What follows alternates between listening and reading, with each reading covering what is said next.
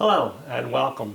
My name is Steve Davis. I am with Influential Drones, one of the co-owners, and I'm also a CFI IIMEI. Today we're going to speak about a couple of safety issues, some risk management, mitigation, and things that come into play when you're around an airport, if you're a drone operator or if you're an aircraft operator. I have my partner here with me, Steve. Well, hello, Steve, and thank you. And I also am Steve, and I am also a flight instructor. And the reason we are here today is to talk about some of the safety issues that we see in the area. There's an airport right next door, a couple miles away, and there's a helicopter school here. There's a couple of other flight schools here, and there's also a military base not far away that has a lot of traffic. So we need to learn how to communicate well. Okay, we get a couple of questions and we'd like to talk with the experts about some of these issues. One of the first questions we often get is when you're doing communications on CTAF and you're at an airport, uncontrolled, do you use your N number or do you do more descriptive terms? And Steve, what do you think? N numbers. So proper communications is depending on where you are. If I'm at a towered airport, I have to inform the tower my N number and what type of aircraft I am. But we're in an uncontrolled field, Class G, and many times I will hear somebody say November 1, 2, 3, 4, departing runway such and such. I'm coming into the airport and I don't know what to look for. First, the other guy who says white twin Comanche departing, I know exactly what to look for, and I also know what to expect from his flight performance, how fast he is. And so N number, but I'd rather say white twin Comanche. We're a twin Comanche. If there's multiple twin Comanches, such as when I was flying into a Comanche fly-in, there were numerous twin Comanches, and I would say twin Comanche 3-2 Yankee. So everybody knew who I was. So N numbers, I prefer. Describe the plane so we know what to look for. Okay, fantastic. I think that answered very well. And another question I often get is, when is a good day for a student to practice flying in the pattern? It's uncontrolled. It's a 1,500-foot ceiling. Nice calm day. I think I can go out and practice. Do you have any thoughts on that? Great question. So many pilots, we come from all different walks of life. We come with different experiences. Some are students, some are instructors, everybody else in between, and you're professional pilots. So I might be a corporate pilot flying at King Air, and I am IFR, and I'm inbound to South Jersey. It's a 1,500-foot ceiling. The final approach fix straight in starts at 2,000 feet. I'm in the clouds, and there's a 152 in the pattern, and he is downwind. He's 850 feet. He's only listening to CTAF, and he doesn't even know I'm coming in. That's a problem because in about a minute or two, I'm going to be on short final when he's expecting to turn short final. So it might be a great day to fly, but talk to an instructor, talk to other people, find out who else would be flying that day and who do I listen to. So if I know it could be an instrument day, I have ATC on my second radio if I have one. So it's good to listen to ATC to know if there is traffic coming inbound and you know how to communicate properly to listen for them and to talk to them. So frequencies, what frequency do I talk on?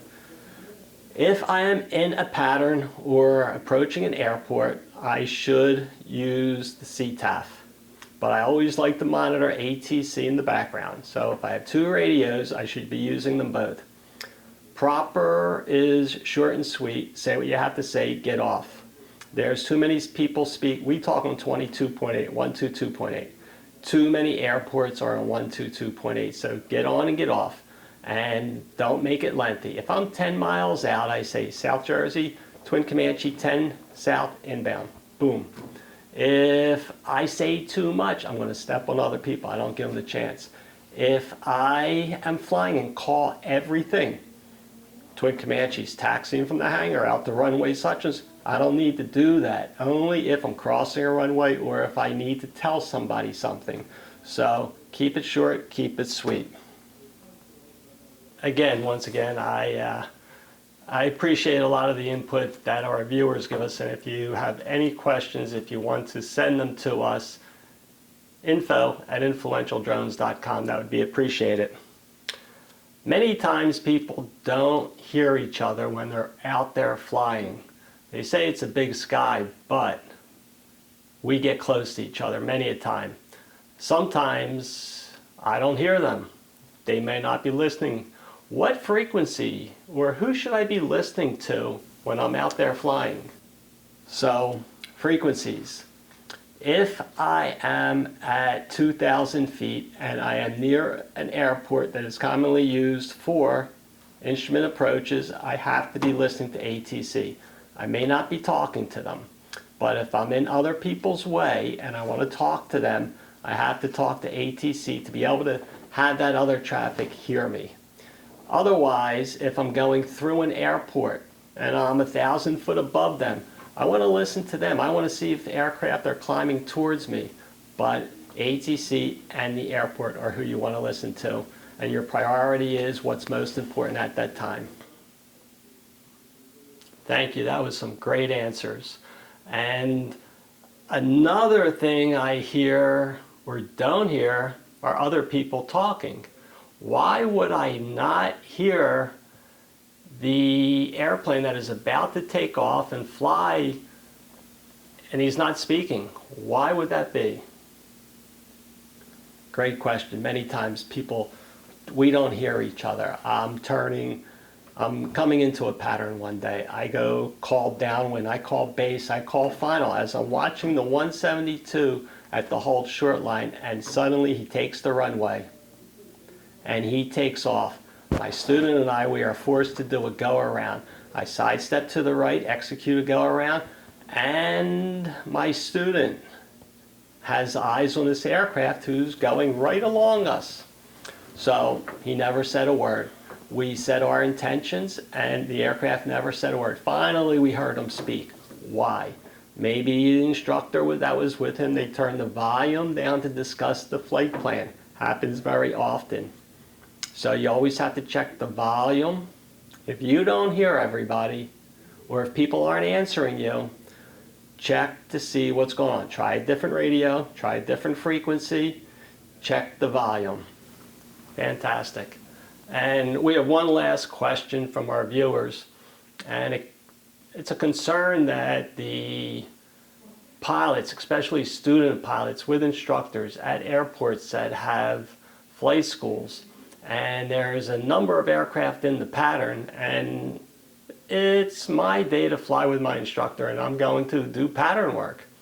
So do you have any thoughts on, if there's already people flying, should I fly in the pattern? Should I go elsewhere? What would you say if my instructor says, let's go fly in the pattern?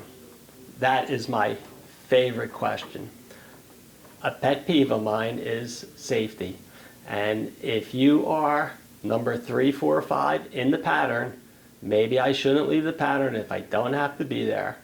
I've seen 3 guys in the pattern and one guy says, I don't see you. So they start losing situational awareness of who else is there. And if that is happening, you leave. You do not have to stay in the pattern. If your instructor wants to fly, maybe can't we go to the practice area and do some maneuvers till the airport gets less busy? And as the instructor, I would say great idea. So, and another thing is, if you're doing pattern work and you're up to your 20th takeoff and landing, give someone else a chance. Leave the pattern and don't beat the plane up and don't beat the student up, and you do not have to stay at that airport for the whole lesson. Students, the instructors work for you. If you feel they put your life in danger, at risk, If they don't listen to you, if they only want to do what they do, you can fire them. But too many people in the pattern, not a good idea. Exactly.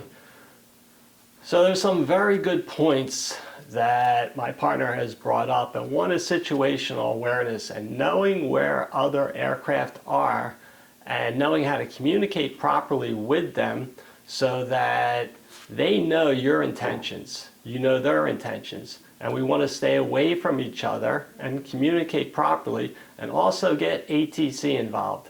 It's a big sky and there's many, I get close too many times. So with that, I'd like to thank you.